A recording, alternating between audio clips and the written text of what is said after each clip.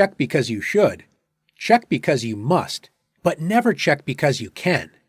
It's tempting to deliver a check and attack your opponent's king, but you only want to do this when the check clearly makes your opponent's position worse or improves your own position. In this position, black's king is safely castled, and white is prepared to castle on the next turn. Does it make sense to check the white king? Absolutely. After rook e8 check, black's rook is now on an active, open file, attacking white's king.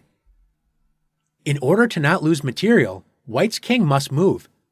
After king f1, white's king has lost the right to castle, so not only is the king poorly placed, notice that white's rook on h1 will have trouble getting into the game. In this case, the check improved black's position and made the opponent's position worse. Let's take a look at some examples when you shouldn't just check because you can. The opening phase of a chess game is all about controlling the center, developing your pieces quickly, and bringing your king to safety. With black to move, is it a good idea to check the white king with queen a5? Black should focus on continuing to develop pieces toward the center and preparing to castle the king. But after queen a5 check, black attacks white's king with the powerful queen, but now white can combine attack and defense with bishop d2. Black's check has only helped white continue to bring pieces into the game, and since black's queen is so valuable, black will be forced to waste time retreating the queen now that it is attacked by the bishop. In the last example, black's careless check lost time and allowed the opponent to gain a lead in development. Not a good thing, but also not the end of the world. In this position, a check will be disastrous. White has just played e5, attacking black's knight. Black should move the knight to safety, but when you are attacked, it is tempting to counterattack your opponent. Black can check white's king with bishop b4. Is this a good idea?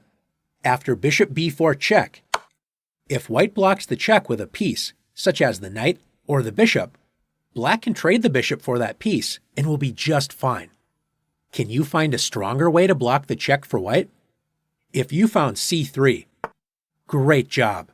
White blocks the check and attacks the bishop with a pawn, so both black's knight and bishop are attacked by pawns, which means black is going to lose a piece.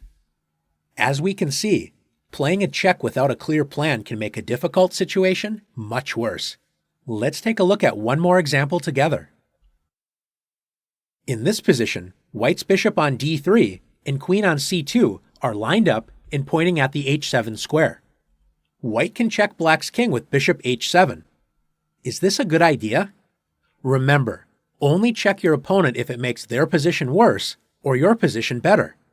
White should simply continue to develop with knight f3, bringing the knight closer to the center and opening up the diagonal for the bishop on c1. Instead, after bishop h7 check, black's king is forced to the corner with king h8. Although black's king was forced to move, how can white continue with the attack? White doesn't have any pieces to add pressure to black's king, and notice that the bishop that delivered the check is out of play and only has one escape route. If white isn't careful, this bishop might get trapped by a future g6 move, disconnecting the bishop from the queen. Now that you've learned the importance of only checking when you have a good reason, let's check your knowledge in the challenges.